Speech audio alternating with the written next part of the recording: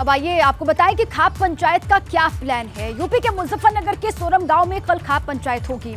महापंचायत में देश भर के सभी खाप पंचायतों के प्रमुख जुड़ेंगे और पहलवानों के हित में खाप पंचायत रणनीति पर चर्चा करेगी। इसके बाद देश भर में पहलवानों के समर्थन के लिए आगे की रणनीति बनाई जाएगी। खाप पंचायतों के प्रमुख आंदोलन के भविष्य की रूपरेखा यहां पर तय करेंगे। 7 और 21 मई को हो चुकी है पहलवानों के लिए खाप पंचायत और 1 महीने से ज्यादा दिन तक जंतर मंतर पर प्रदर्शन हुआ था।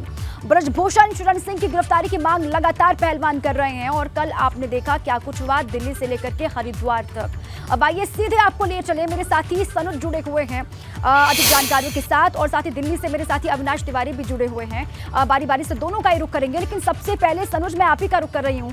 1 जून यानी कि कल की वो तारीख जब मुजफ्फरनगर के सोरम गांव में महापंचायत होनी है, खाप पंचायत होनी है। अलग अलग हिस्सों से देश भर से खाप पंचायत के जो प्रमुख हैं वो वहां पर पहुंचेंगे।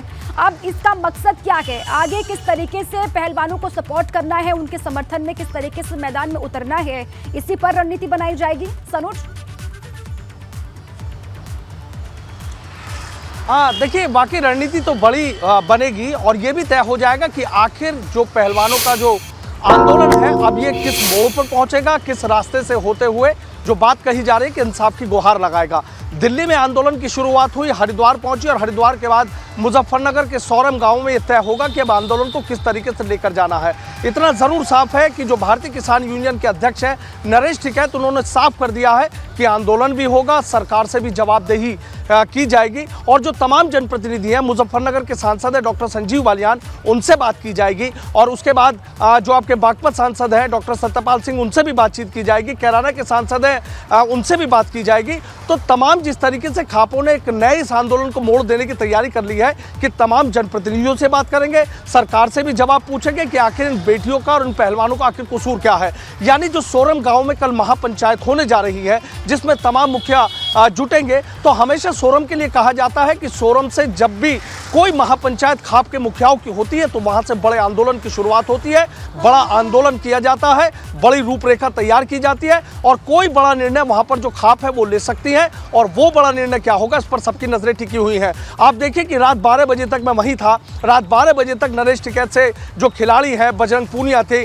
और जो विनेश फोगाट है वो भी नरेश टिकैत के घर पर पहुंचे थे और वहां पर उन्होंने बातचीत की थी। एक बड़ी रणनीति वहां पर बनाई गई। रात 12 बजे तक अगर पंचायत चल रही है, एक बैठक का दौर चल रहा है, तो आप खुद सोचिए कि आंदोलन कितना बड़ा होगा। चूंकि अब जो पूरी जिम्मेदारी है वो नरेश टिकैत के कंधों पर आ गई है। चूंकि खिलाड़ी गंगा में अपने जो पहलवान है वो अपने मेडल वहां पर विसर्जित करना चाहते थे, लेकिन नरेश टिकैत के पहुंचने के बाद और जो मलिक खाप के मुखिया हैं बाबा श्याम सिंह मलिक, उनके समझाने के बाद खिलाड़ियों ने वहां पर अपने तमाम फैसलों को रोक दिया और जिम्मेदारी अब इन खाप के मुखियाओं को दे दी है कि 5 दिन का अल्टीमेटम, इस 5 दिन में हमें ये देखिए कि हमें किस तरीके से इंसाफ मिलेगा। तो अब बड़ी जिम्मेदारी राकेश टिकैत के कंधों पर आ गई है कि पहलवानों को मनाने में तो वो कामयाब हो गए, लेकिन इन पहलवानों को इंसाफ किस तरीके से दिलाएंगे। तो कहीं ना कहीं पश्चिम उत्तर प्रदेश पर आ गई है, किसानों का पूरा समर्थन मिल रहा है। आप रहे हमारे साथ, अविनाश तिवारी का रुख कर लेते हैं। अविनाश, अब दिल्ली में क्या कुछ होगा, क्योंकि 5 दिनों का किसानों ने सरकार को अल्टीमेटम दिया है कि आप कोई एक्शन लीजिए ब्रजभूषण शरण सिंह पर। कोई एक्शन अगर नहीं होता है तो फिर 5 दिन के बाद नई रणनीति पर काम किया जाएगा। अब दिल्ली में जो पहलवान मौजूद हैं वो क्या करेंगे 5 दिन, या फिर 5 दिन तक वेट एंड वॉच की स्थिति में वो रहने वाले हैं?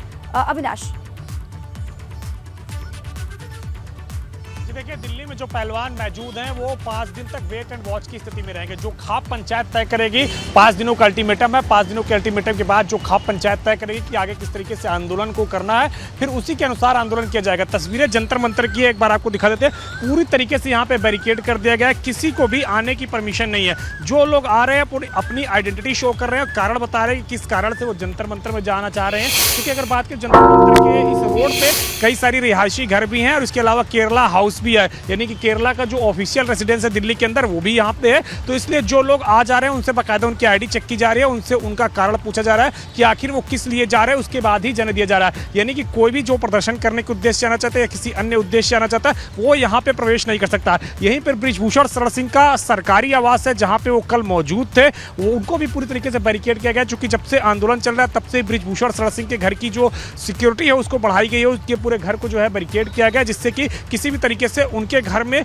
कोई हमला ना किया जा सके, उनके घर में किसी तरीके से अनहोनी ना हो, इसलिए लिहाजा सुरक्षा की दृष्टि से उनके घर को भी पूरी तरीके से बैरिकेड किया गया। लेकिन अब जंतर मंतर में परमिशन नहीं है पहलवानों को प्रदर्शन करने की, तो इसलिए लिहाजा अब जो खाप पंचायत निर्णय लेगा, खाप पंचायत जो तय करेगा, उसके बाद जो पहलवान है या फिर जो तमाम तरह खाप पंचायत है वो आगे प्रदर्शन करेगी। लेकिन फिलहाल दिल्ली पुलिस ने साफ तौर पे कह दिया कि अब किसी तरीके की इजाजत नहीं है जंतर मंतर में प्रदर्शन करने की। जी बिल्कुल ठीक है। अब दोनों ही जगहों पर नजर है, एक तो दिल्ली पर तो नजर है ही, इसके अलावा मेरठ और मुजफ्फरनगर में भी नजर है कि वहां पर किस तरीके से देश भर से खाप पंचायतों के प्रमुख जुड़ते हैं और वहां से क्या रणनीति नई बन करके सामने आती है और आने वाले वक्त में क्या बदलाव और क्या एक्शन होता हुआ दिखाई देता है या फिर नहीं, इस पर भी लगातार नजर है। शुक्रिया अविनाश आपका और सनूज आपका भी पूरी जानकारी के लिए और बातचीत के।